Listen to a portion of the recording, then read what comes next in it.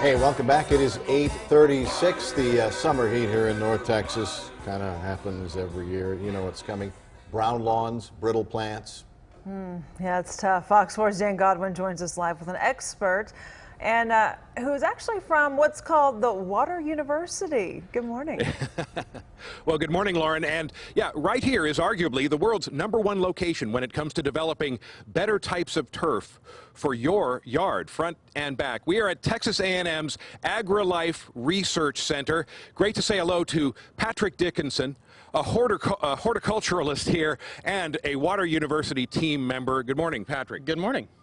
First, we want to talk a little bit about mowing, and there's some very simple, effective tips that you want to impart to people, right? Absolutely. And one of the biggest things we tell people is mowing more frequently, at least on a weekly basis, raise their mower height to mow their grass taller, which eliminates things like scalping and mowing too short. Those are the two biggest things I can recommend. You want to cut off just the top third of the blade of grass. Most people are mowing too much. No more, because that reduces, by only removing a third, reduces the stress and water loss coming from the grass. Okay, speaking of water, what can you tell us when it comes to watering our lawns? Less often and deeper. And what we mean by that is 1 inch of water once a week. And the great way of doing that is on our website we have things like the catch can test. It can be as simple as a tuna can.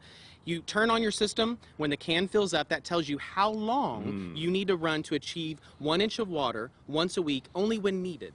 And the meter there in your left hand, these are very, very helpful. This actually helps you determine when that needed is. And what I mean by that is you stick this in the ground past the first couple of inches, and it tells you if there's moisture in the soil. If there's moisture in the soil, there's no need to water. You can train your plants to grow deeper roots, which is a more drought-tolerant plant.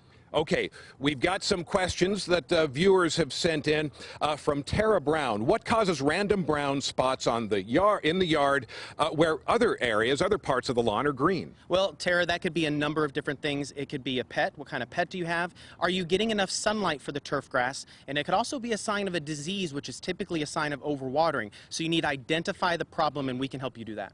All right, now from Jennifer Torrance, do both of the new turfs work well in the shade, like under a large tree? Which is better for pets? Now, Jennifer, referring to two new turfs that are being developed right here at the AgriLife Research Center. One of them, a variation on St. Augustine, a better variation. The other one doesn't really have a name yet. It's called 0802 or Zoysia, but yeah. Anyway, those two, what can you tell us as far as Jennifer's question about those new turfs? Well, as far as the pets, both grasses will work fantastic with. Just remember, larger dogs sometimes can cause larger damage. As far as the sunlight and the shade, here's the thing. If you don't receive at least 4 to 5 hours of sunlight, turf grass should no longer be an option. We don't have shade grasses in North Texas. We have shade tolerant, and that St. Augustine is a shade tolerant grass. And just to point out, that St.